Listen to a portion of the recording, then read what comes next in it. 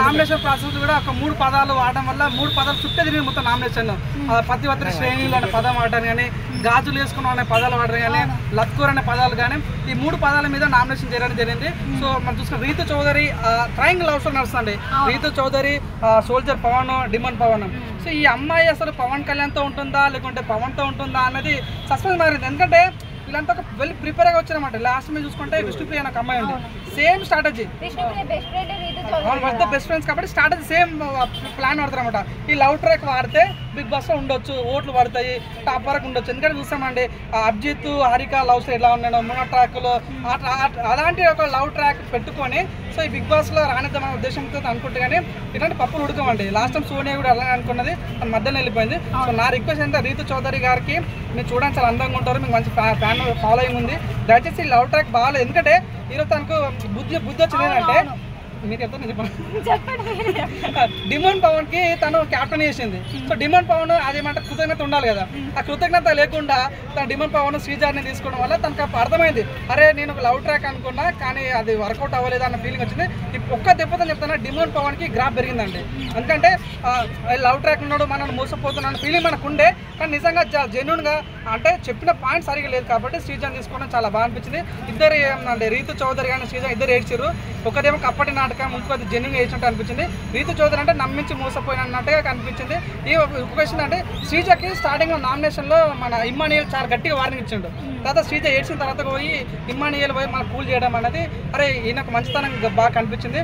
తనుజ యొక్క పర్ఫార్మెన్స్ కానీ సంజన యొక్క పర్ఫార్మెన్స్ కానీ ఇంకోటి చెప్తానండి, చాలా మంది అంటారు సుమన్ శెట్టి బిగ్ బాస్ నా చరిత్రలో ఇప్పటివరకు కమెడియన్స్ కప్పిలేదు. ఇప్పుడు అవునండి కదన్న, లాస్ట్ టైం కూడా చాలా మందికి అవినాష్ బిగ్ బాస్ చరిత్రలోనే ఒక తోపు కమెడియన్ తనకు కూడా టాప్ 5 దాకా రాలేకపోయాడు. అవునండి కదన్న, టాప్ 3 దాకా రాలేకపోయాడు. సో ఈసారి చెప్తాను 100% బిగ్ బాస్ 9 చరిత్రలో కమెడియన్స్ కప్పు కొట్టబోతున్నారు. అది ఇమ్మానియల్ కొడతాడా లేకుంటే మన సుమన్ శెట్టి కొడతాడా అనేది తెలియదు, కానీ సుమన్ శెట్టికి ఒక్క ఫోటో పెట్టి ఒక చిన్న బీజం తందారి నాన్న తన బీజం పెడితే 10 మిలియన్ వ్యూస్ వస్తున్నాయి.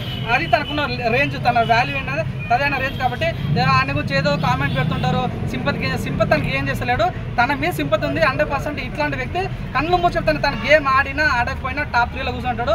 తను ఎవరు ఆపలేరు. ఇమ్మానియేలు, సుమన్ శెట్టి, తనుజ, భరణి, సంజన వీళ్ళైతే టాప్ 5లో ఉంటారు. ఒకటి నాకు బాగా డిసప్పాయింట్ విషయం ఏంటంటే అగ్ని పరీక్ష షో నుంచి కామన్ మ్యాన్స్ వెళ్ళారు. సో మీకు మంచి అరుదైన అవకాశం దొరికింది, చాలా మంచి గేమ్ ఆడాలి. కామన్ మ్యాన్స్ సెలబ్రిటీలకు ఫీల్ అయ్యకుండా ఈవెన్ నాగార్జున ముంగట్నే కాలు మీద కాలు వేసుకుంటే మీ స్థాయి ఏంది మీరేంది. సో అవునండి అగ్ని పరీక్ష ద్వారా అంత అవకాశం వచ్చినప్పుడు వాడుకోవాలి. సో సెలబ్రిటీస్తోనే పెద్ద ఏదో ప్రౌడ్గా ఫీల్ అవ్వటాలు. ఈవెన్ చూడండి ప్రియా శెట్టి అమ్మాయి పేరు ఉంటుంది శ్రీజ, ఆ ఇద్దరు వాయిస్ ఉంటుంటే ఇరిటేషన్ వస్తుంది, నాకైతే చూడాలనిపిస్తలేదు. వాళ్ళిద్దరు కలిసి వాళ్ళిద్దరికి కనిపిస్తుంది, అలా నాకైతే స్కిప్ చేస్తాను నేను. శ్రీజ అయితే ప్రతిదాని సంబంధం లేకుండా నిన్న నాగార్జున కూడా చెప్పిండు, అమ్మ ఎందుకమ్మా డిమాండ్ పవన్ క్యాప్టెన్స్ వచ్చింది తనకు నచ్చలేదు, తనే నాకు వద్దని అనుకుంటున్నాడు. అట్లాంటి చేతులు అయిపోయి సార్ ఇక్కడ అన్ని ఫైట్ జరిగింది, నీకు ఎందుకు తల్లి ప్రధాని ఏళ్ళు పెడుతుంటావు నాకు అర్థం కాదు. ప్రియా శెట్టి కానీ శ్రీజ కానీ నాకు ఇప్పుడు చెప్తున్నా శ్రీజ కొద్దిగా సేఫ్ జోన్కి వెళ్ళిపోయింది, కానీ ఇప్పటికిప్పుడు నాకు తెలిసి ఈ వీక్ ఎలిమినేట్ అయితే మాత్రం ప్రియా శెట్టి ఎలిమినేట్ కావాలి. నేను అనుకుంటున్నా నా రిక్వెస్ట్ ఏంటంటే డబుల్ ఎలిమినేషన్ పెట్టండి. డబుల్ ఎలిమినేషన్లో ప్రియా శెట్టిని శ్రీజని ఇద్దరు తీసేస్తే ఆ పీడే విరగడైపోతుంది. బిగ్ బాస్ నిజంగా చాలా వీరిద్దరు వల్ల చూడబుద్ధి అవ్వట్లేదండి. సో నా రిక్వెస్ట్ బిగ్ బాస్ 9లోకి కామన్ మ్యాన్స్లో కాకుండా ఇది సెలబ్రిటీ కోటాలో ఒక విషయం. నేను ఒక యాంకర్ని, సో నేను ఒక ఇంటర్వ్యూ ఉప్పల్ బాల్ ఇంటర్వ్యూ చేస్తే 10 మిలియన్ వ్యూస్ వచ్చాయి నాకు. ఆయన స్క్రాపా ఏదో ఉన్నాయని తన ప్రజలను నవ్విస్తున్నాడు. సో అట్లాంటి వేరే తీసుకుంటే బిగ్ బాస్ టీఆర్పీ ఎక్కడికో వెళ్ళిపోతుంది. దయచేసి ఉప్పల్ బాల్ని అలాగే చుట్టూ పిగ్గర్స్ని వీలైతే బండ్ల గణేష్ని అట్లాంటి వ్యక్తులు తీసుకుంటే బిగ్ బాస్ రేటింగ్ ఎక్కడికి వెళ్తారు. కాబట్టి ఇలాంటి కామెంట్స్ తీసుకోవడం వల్ల ఏం యూజ్ లేదు. దయచేసి మార్పులు చేర్పు చేయాలని మనకు కోరుకుంటాను. ఆయన మాస్క్ మ్యాన్ అన్నాను కానీ నాకైతే అనిపిస్తలేదు. కానీ ఫస్ట్ వీక్లో ఏదో ఎగిరి పడిండు, నెక్స్ట్ వీక్ నాకైతే కలిసి కానీ మళ్ళీ తగ్గిండు. ఒక చెప్తాండి బిగ్ బాస్ 8లో అనుకుంటాను, బిగ్ బాస్ 8లో నాగమణి కంటాను ఒక ఆయన ఉండే, ఆయన ఏదో సింపతి ఏమంట నాకే ప్రాబ్లమ్స్ ఉన్నాయి ప్రపంచంలో నాకు లేని ప్రాబ్లమ్స్ ఇంకొని లేవన్నట్టు ఫీల్ అవుతుంటే సేమ్ అట్లనే ఫీల్ అవుతుంది హరిత హరీష్ కూడా.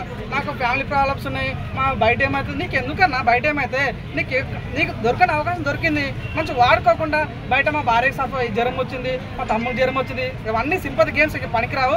అట్లాంటి వెళ్ళి ఎంతమంది వచ్చారు అట్లనే కొట్టుకుపోయారు. కానీ నాకు అనిపిస్తే హరిత హరీష్ గేమ్ మార్చుకోవాలి, ఆయన మాడితే బాగుంటుందండి, అది ఇంప్లిమెంట్ చేసుకుంటే బాగుంటుంది అంతే. తనుజ లవ్ ట్రాక్ ఎలా ఉంది మీకు? బాగా అనిపిస్తుంది, చాలా క్యూట్గా అనిపిస్తుంది. ఇమ్మానియల్ తనుజ చూసిన ప్రతిసారి నాకైతే అరే చాలా మన జాతరత్వం సినిమా చూసినప్పుడు ఎంత ఫీల్ వచ్చిందో, ప్రేమల సినిమా చూసినప్పుడు ఎంత ఫీల్ వచ్చిందో, సో ఎట్లాంటి మంచి ఎమోషన్ కనెక్ట్ అయిపోతాం అంటే చాలా నవ్వు వస్తుంది. అరే చాలా క్యూట్గా టామ్ అండ్ జెర్రీ లాగా చాలా బాగా అనిపిస్తుంది. ఈ రీతు చౌదరి, డిమన్ పవన్, సోల్జర్ పవన్ వాళ్ళ లవ్ ట్రయాంగిల్ నాకు నచ్చలేదు. అట్టర్ ఫ్లాప్, డిజాస్టర్ అది.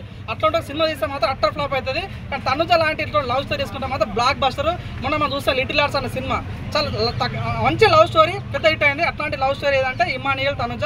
దయచేసి చాలా బాగుంది, ఇట్లనే కంటిన్యూ చేయాలి మనస్ఫూర్తి దొరుకుతున్నా. దయచేసి నాగార్జున గారు డబుల్ ఎలిమినేషన్ పెట్టి ప్రియాని శ్రీజని ఎలిమినేట్ చేయాలని కోరుకుంటున్నాను. Thank you so much. Sreeja అయితే చాలా ఓవరాక్ట్ చేస్తున్నాను.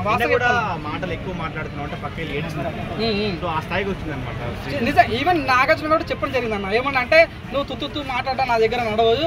డిమన్ పవన్ క్యాప్టెన్స్ ఇష్టం లేక తనే ఒప్పుకుంటాడు. మధ్యలో నీదేంది చేతులు ఎప్పిస్తారు, అన్యాయం జరిగింది సార్, అన్ఫేర్ అవన్నీ చూడన్న. బిగ్ బాస్ చూస్తున్నాం, ఓకే బాగుంది. కానీ నువ్వు నాగార్జున గారిని క్వశ్చన్ చేయడం, నాగార్జున గారు ముందే కాలు మీద కాలేసుకుని ఉండడం అనేది చూసిన నేను కామన్ మ్యాన్, నువ్వు ఒక కామన్ మ్యాన్, కామన్ సెన్స్ లేదా అన్న ఫీలింగ్ నాకైతే కలిగింది. కామన్ మ్యాన్స్ అయితే కామన్ సెన్స్ లేదు చూస్తే బిగ్ బాస్లో. దయచేసి కామన్ మ్యాన్స్ అందరినీ తీసాడు. నిన్న మర్యాద మనిషి వెళ్ళిపోయాడు, ఆయన అయిపోయింది.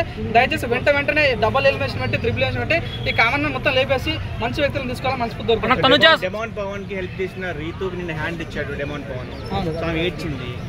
అంటే ఒక గర్ల్ ఫ్రెండ్ ఏడ్చింది అనమాట. ఎట్లా చూడొచ్చు అన్న? నేనైతే వాస్తవంగా చెప్తున్నా, డిమన్ పవన్ కి గ్రాఫ్ పెరిగిందన్న. సో డిమన్ పవన్ ఒక లవ్ ట్రయాంగిల్లో అట్లా దానిలో మునిగిపోయాడు. అరే వీడు బయటికి రాడికి వీటి కథ ఇంతే అనుకోండి. ఎందుకంటే తనకు మంచి ఫ్యాన్ బేస్ ఉంది, చాలా అందంగా ఉంటాడు, అవును కాదు, మంచి ఫిట్నెస్ కూడా బాగుంటాడు. వీడు గేమ్ ఆడకుండా ఎక్కడో డైవర్ట్ అవుతున్న ఫీల్ నాకు ఉండే. కానీ ఏమంటే రీతు చౌదరి పుణ్యాన క్యాప్టెన్ అయ్యాడు. క్యాప్టెన్స్ అయినవాడు మళ్ళీ రీతు చౌదరి హెల్ప్ చేస్తాను అనుకున్నా. కానీ ఎట్టకేలకైతే శ్రీజకి హెల్ప్ చేయడం అనేది శ్రీజ మంచిదే చెడు పక్కన పెట్టాను. కానీ తను తీసుకున్న డిసిషన్ చాలా గ్రేట్ అనిపించింది. ఒక్క దెబ్బతో తన గ్రాఫ్ పెరిగింది. సో నమ్మక ద్రోమ, వెండుపూట, కట్టపన పక్కన పెట్టేసాయి. కానీ తను తీసుకున్న డిసిషన్ చాలా బాగుంది, ఫేవరిజం చూపించాడు. సో నాకు నచ్చింది అన్న. Suman Shetty first week helmet అయిపోతాను అనుకున్నాను, ఇప్పటిదాకా ఉండి ఫైనల్కి వచ్చాడు. ఏం చెప్తావు? సుమన్ చెప్తే కన్నులు మూసుకొని తన గేమ్ ఆడినా టాప్ 3లో కూర్చుంటాడు. తను చెప్తాను ఇప్పుడు మీ యూట్యూబ్ చూడు, ఒక ఫోటో పెట్టాను సుమన్ శెట్టి, ఒక ఫోటో పెట్టు, కింద ఒకటి ఎమోషనల్ సాంగ్ పెట్టు, తందారి నాన్న తాన తందా పెట్టు. 10 మిలియన్స్ పోతే నా పేరు పవన్ కుమార్ రాసి పెట్టుకోండి, పక్క 10 మిలియన్స్ పోతే అని తన రేంజ్ అది. తన సత్తా అలాంటి తన ఎమోషన్ ఆయన పల్లెప్రసాద్లకు అడుగుతాను అన్న, నేను 5 అట్లా అడుగుతున్నాడు కదా. తను వస్తుడు సైలెంట్ ఉంటుడు, జస్ట్ తన సింపతి క్రియేట్ చేసుకుంటాడు. బయట సింపతి క్రియేట్ అయింది, అది తన యొక్క రేంజ్, తన యొక్క సత్తా లాంటిది. 100% ఒక డైలాగ్ ఉండన్న, కామెడియన్స్ కప్పు కొట్టరు అని. కానీ ఈసారి బిగ్ బాస్ నాయన కామెడియన్స్ కప్పు కొట్టబోతున్నారు. అది ఇమ్మానియేలా సుమన్ శెట్టి అనేది మీ అంచనాలకు వదిలేస్తారు. ఫైనల్ గా మీ ఒపీనియన్ ఏంటి బ్రో? దేనికోసం బిగ్ బాస్ టాప్ 5 ఎవరు ఉంటారు అనుకుంటున్నారు ఇప్పుడు జరిగిన? నా పాయింట్ ఆఫ్ చెప్తే బిగ్ బాస్ 9 టాప్ 5 అంటే ఒకటి సంజన ఉంటుంది, ఇమ్మానియేల్ ఉంటాడు, సుమన్ శెట్టి ఉంటుంది, తనుజ ఉంటుంది, భరణి ఉంటుంది. కామన్ మ్యాన్స్ అయితే అందరు కొట్టుకుపోతారు అన్న. కాదు వైల్డ్ కార్డ్ నుండి వాళ్ళు వచ్చేది లేదు సచ్చేది లేదు అంటున్నారు. నాగార్జున గారు చెప్పారా? లేదు, వస్తున్నాయి. సో వైల్డ్ కార్డ్ ఎంట్రీగా వస్తారు, వచ్చి కాంపిటీషన్ వీళ్ళకి ఇస్తారు. సో అంటే మీరు అంటే అలాగే టిపికల్స్ నుండి అంటే వాళ్ళని ఏ విధంగా అట్లా రావడం వల్ల మీరు వాళ్ళని అంటే ఏ విధంగా చూస్తున్నారు? ఎవరిని చిటిపికిల్స్నా? అంటే వాళ్ళు రావచ్చు అంటారా? అంటే ఇంకా చాలా మంది ఉన్నారు సెలబ్రిటీస్, చాలా మంది సెలబ్రిటీస్ ఉన్నారు, వాళ్ళనే రమ్మనడానికి కారణం ఏంటి? చిటిపికిల్స్నా? ఇప్పుడు బయట జనాలందరూ చిటిపికిల్స్ అడుగుతున్నారు కదన్నా. ఏమో నేను కూడా కోరుకుంటున్నా పెళ్లి చేసుకోవాలని. అవుతుందా? అంటే ఫేర్ ఉండాలంటారు కదా మీరు అందరు. ఫేర్ గా అంటే ఫేర్ జరుగుతుంది, ఇది అన్ఫేర్ గా జరుగుతుందా? వైల్డ్ కార్డ్ కంటెస్టెంట్ లా ఏమో అన్న, నాకు తెలిసి ఇక్కడ అగ్ని పరీక్షలు తీసుకున్న వాళ్ళే అన్ఫేర్ అని నేను ఎప్పుడో చెప్పేసిన. సో ఇది కూడా అన్ఫేరే. ప్రజలందరూ కూడా అదే అడుగుతున్నారు, అసలు ఫేర్ గా జరుగుతుందా అన్ఫేర్ గా జరుగుతుందా? అన్ఫేర్ జరుగుతుంది, ప్రతిదీ కూడా అన్ఫేర్ జరుగుతుంది.